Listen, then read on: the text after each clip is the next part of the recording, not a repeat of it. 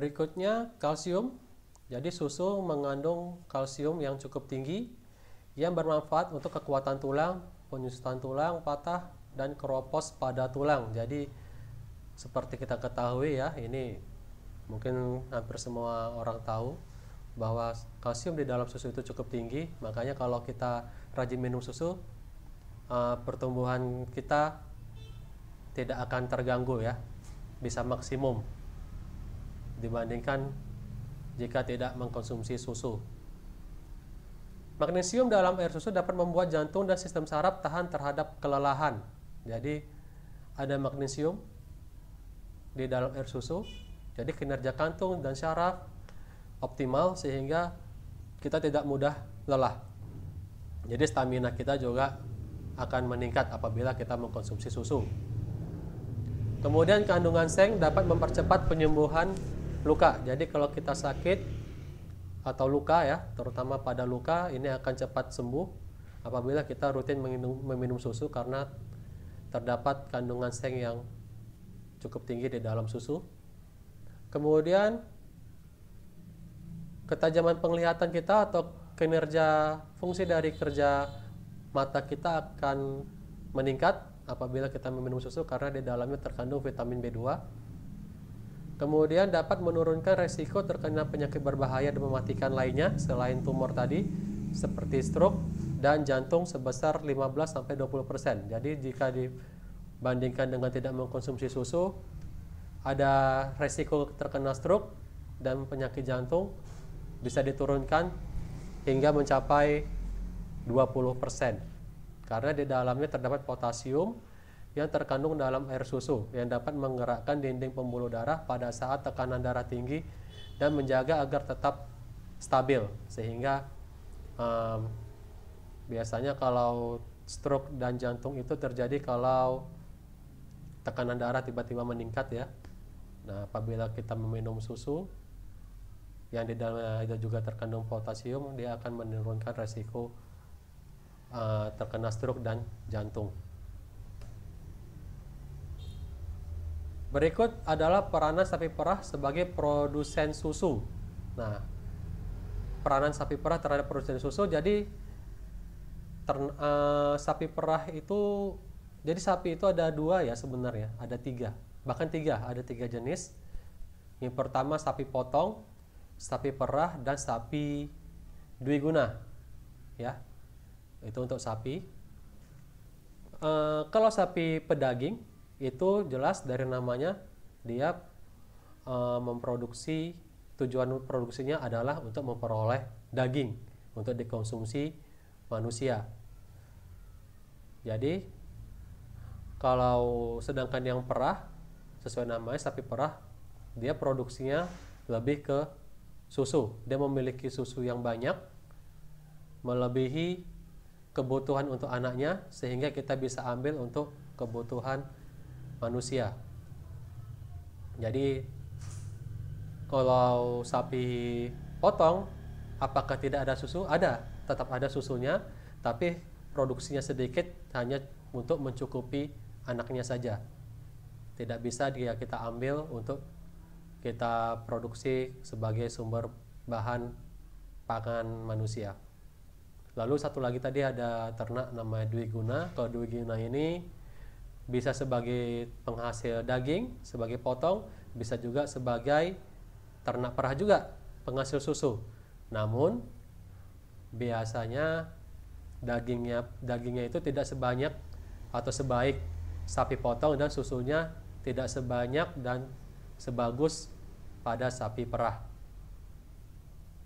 Seperti yang sudah saya jelaskan di awal, susu merupakan cairan yang disekresikan oleh kelenjar susu pada ternak betina setelah beranak.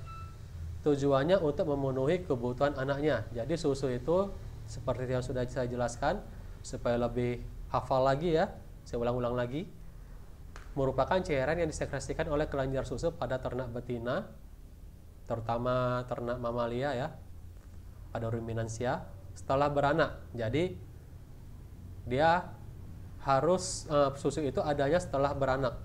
Setelah beranak. Jadi kalau belum masih darah, dia tidak akan memproduksi susu.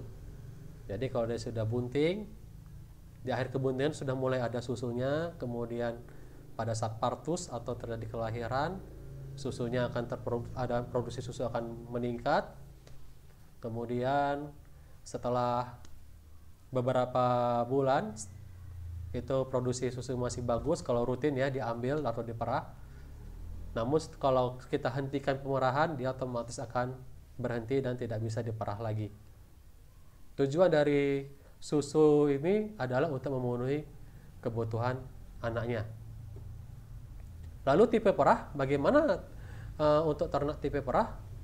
Seperti yang sudah saya jelaskan tadi, untuk tipe perah produksi susu yang dihasilkan berlebih untuk anaknya sehingga dimanfaatkan oleh manusia sejak manusia tahu manfaat susu. Jadi waktu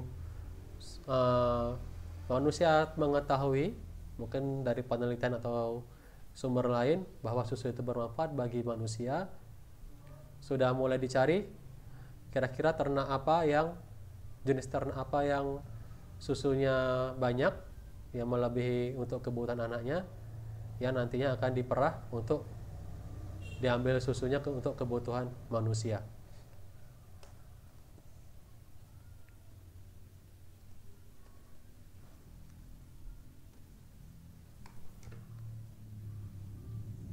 Susu mempunyai nilai gizi yang tinggi sebagai sumber protein hewani dalam rangka memenuhi kebutuhan protein hewani. Jadi kandungan nilai gizinya cukup tinggi ya, terutama protein.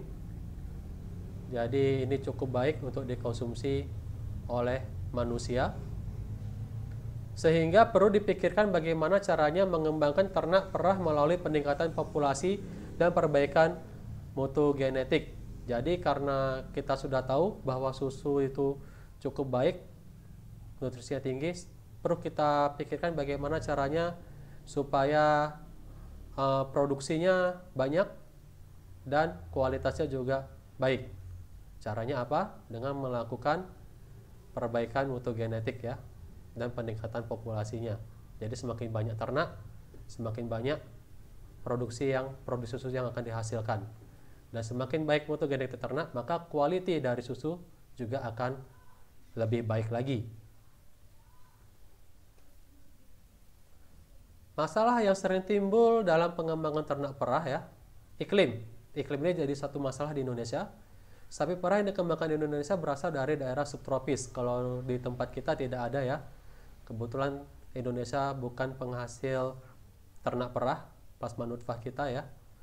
Atau sapi lokal kita, kambing lokal kita belum ada yang betul-betul bisa dikategorikan ternak perah, sehingga sapi yang ada di Indonesia itu adalah sapi yang diimpor atau didatangkan dari luar, yang biasanya lebih banyak berasal dari daerah subtropis.